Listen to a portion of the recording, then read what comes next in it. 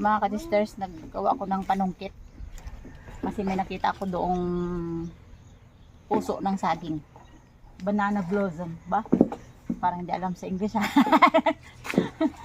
Susungkitin natin at makalibre tayo sa ulam.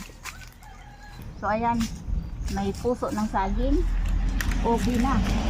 Sa isang ulaman. Dito tayo guys. Wow, ang aking puso. Huh?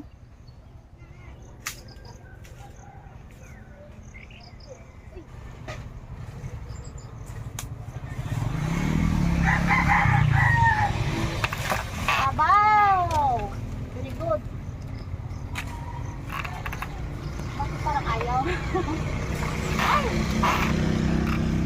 Mali, mali. Kailangan salo niya ang... Ay, kutoy! Saging. Okay.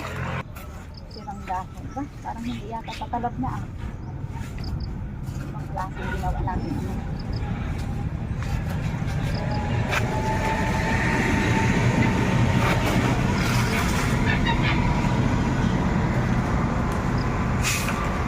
Yun.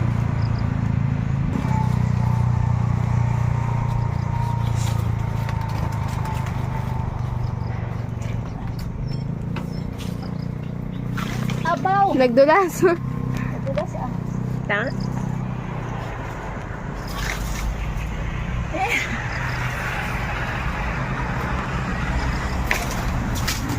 Yun, bakal din. Oh, nakadalawa. Ang sarap dito.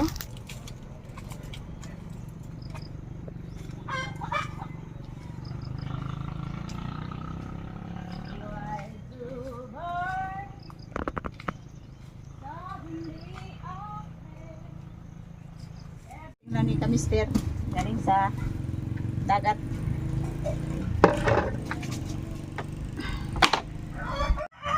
Ito yung huli ni Mister kahapon. Tulingan. Mga 1.5.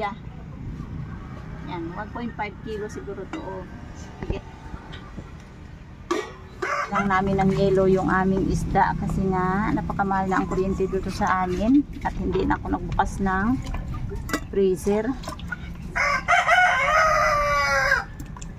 Ito yung mga maliliit na huli ni Mister ay anuhin natin lang to, iulam.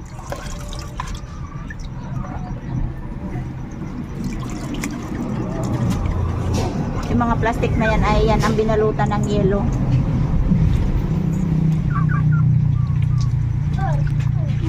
Ito yung pang-ulam natin. So ito naman yung huli ni Mister ngayong umaga. Yan. So may nakuha tayo doong puso ng saging. Yan ang kapartner niyan, tulingan. Tapos yung maliliit na bisugo. Yan, isama na rin. Agli natinik pa ako eh. Isama na rin natin ito sa pagluto dahil weekend dito sa amin, kailangan kong mag reserve ng ulam ni Hana at ni Aya bukas, araw ng Lunes. Oh, may pusit pa na huli ka ah. Ano to? Sa kawil to? Kumain sa kawil to. Abaw, kalaki. Pwede ng pang ano eh. Pinaitim nga yung sabaw. Pinaitim na yung sabaw. So ito yung pusit na may bao sa likod mga ka-sisters. Cuttlefish pag malaki-malaki na. So yung magiging ulam natin ito at saka yung puso ng saging. Ito na mga ka-sisters yung ating magiging ulam tanghalian. Sariwa pa. Yan, balang gagawin ko dito, hahatiin ko siya. Yan. Ang kalahati inihaw, ang kalahati ay may sabaw. Yan, kasi talagang hindi masaya ang buhay namin kapag walang sabaw. Kasi sunod-sunod ay puro mga tuyo.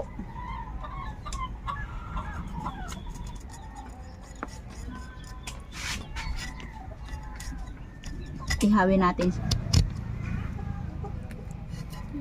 Yeah.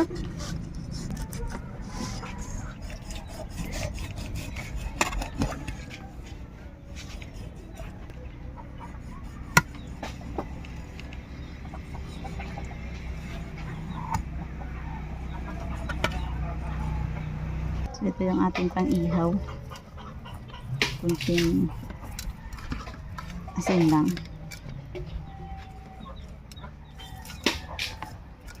Okay.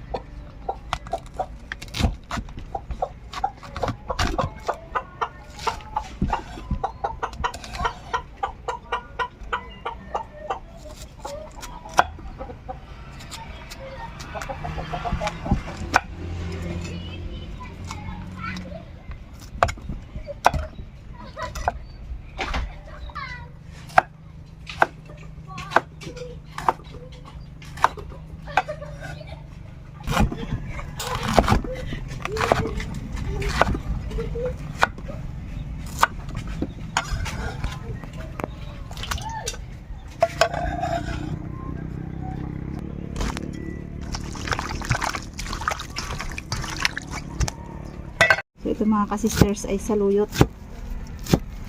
Bali konti pa lang ang nagtubo na saluyot. Hindi pa gaanong maulan. Ayan po, nagpakulo tayo ng tubig. Ilagay natin yung kamatis at saka yung hinog na sampalok. Ito yung ating sibuyas. Yan. Pakukuluan muna natin na mabuti hanggang sa lumabas yung kanyang lasa ng mga spices natin bago ilagay ang isda. Ayan po, matapos natin mapakuluan yung mga spices, ilagay natin itong puso ng saging.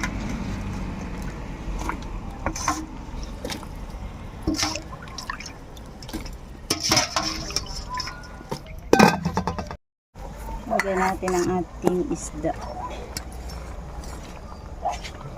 Teka lang, ang kanyang laman dapat. Yan.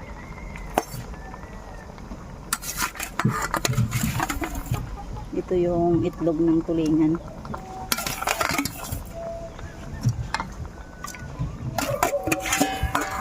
Marami-rami yung niluto natin dahil sakop na hanggang hapunan yan mga ka-sisters. Lagyan natin ng sili.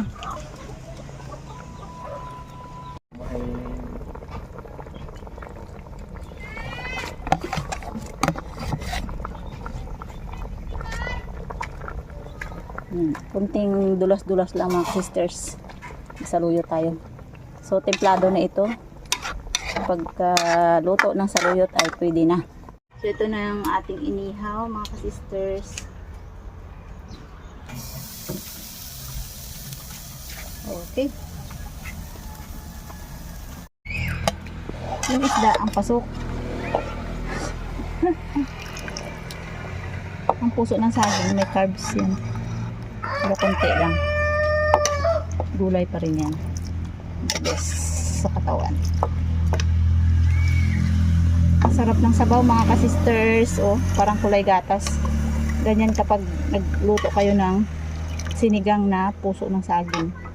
Nagiging kulay gatas yung sabaw. Okay. Ito na mga ka-sisters. Ito na yung ating inihaw. Yan.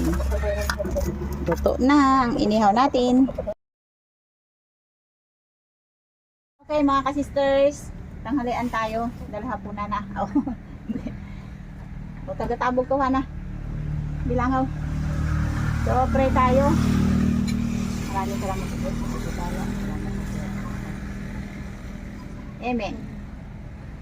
And kain tayo mga ka-sisters. Ika mister ay kararating lang kaya naluto namin yung isda. Pag uwi niya, kumain agad dahil gutom. So, mamaya ulit ang kain niya. Busog pa. Saka, as in ka, mister, ay pag nag-uwi dito sa bahay, may sariling mundo din. May kanya-kanya kami mundo. Kasi kanya-kanya kami trabaho. Pag uwi niya, gagawa agad siya ng pamain. Dahil, bawat pangawil niya ay ubos agad ang pamain. Marami pa yung walang pamain kung sa akin na isda. Itlog ang pinaka-rice ko at ang aking ulam ay tulingan ni inihaw. Ito yun. Malinis mga kamay ko yan. Tapos with sausawan na suka na natural na suka galing sa niyog.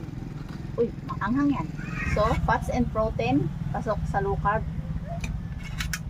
Tapos yung gulay natin. Ayan. Sanay na ako mga ka-sisters ng ganitong kinakain ko sa kalahating buwan. Itlog, saka isda, minsan itlog, karne, at yung ating avocado. Saka na sa luto tayo. Pagpaganda ng kutis.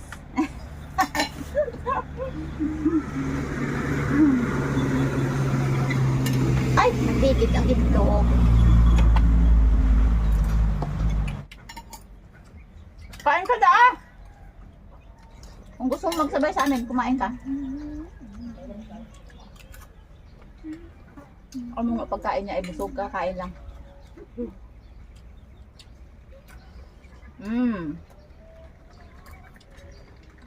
Nag-low carb ako dahil sa kalusugan ko nga. Napansin mo ba na hindi na ako nagpapahilot ng likod sa'yo, Aya? Di ba? Parang naman yun. Dati itong magtrabaho ako ng hard na trabaho. Pagkahapon yan. Ayo! Pilutin na likod ko. Masakit. Ngayon naman. Okay na. Salamat si Aya kasi hindi na siya maghihilot sa akin. Nasawa na daw si Aya sa akin maghihilot. Grabe ba? Grabe. Sabay na tayo, ang daming langaw. Kaya mga ka-sisters, maraming salamat po sa inyong pagsubaybay sa amin. See you and bye-bye. See you next Bye. videos.